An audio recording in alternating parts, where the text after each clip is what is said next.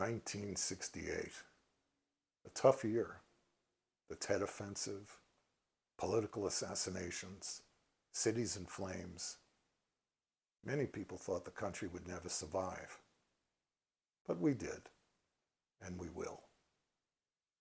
There were, however, a couple of bright spots along the way. One of them was the Apollo 8 mission.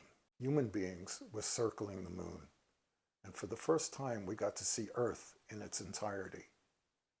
And when the astronauts read from Genesis as the Earth rose from behind the moon, that was poetry on a majestic scale. Another bright spot was the release of Stanley Kubrick's 2001: A Space Odyssey.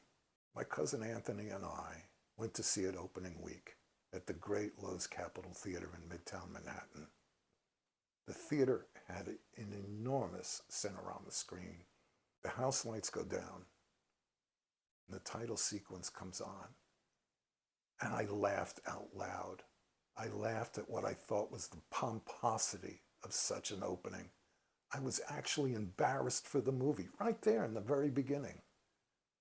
Years later, I read something that the actor Laurence Olivier had said. He was talking about the pictorial beauty of heroism.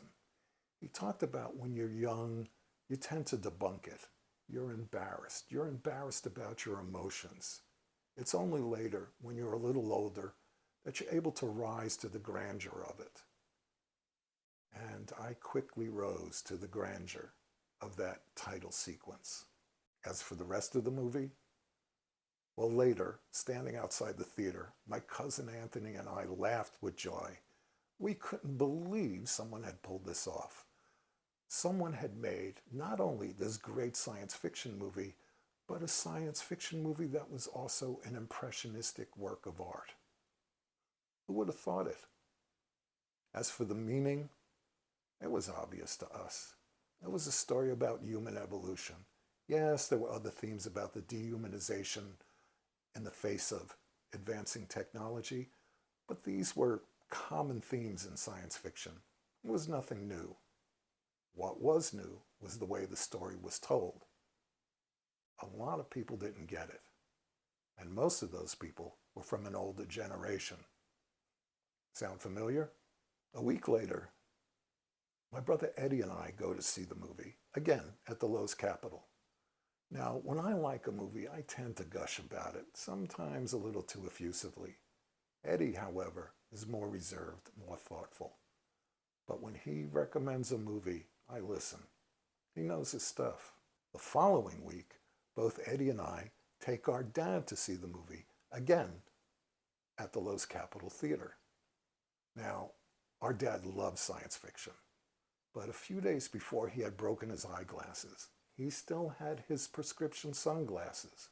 Yes, our dad watched 2001: A Space Odyssey wearing sunglasses. Now, after the movie, his reaction was a little muted, but it wasn't because of the sunglasses.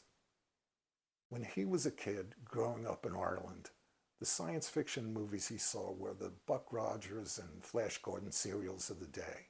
9 years after 2001: A Space Odyssey, Star Wars opens, and that was his kind of science fiction movie. He loved it. I only wish I was able to see it with him.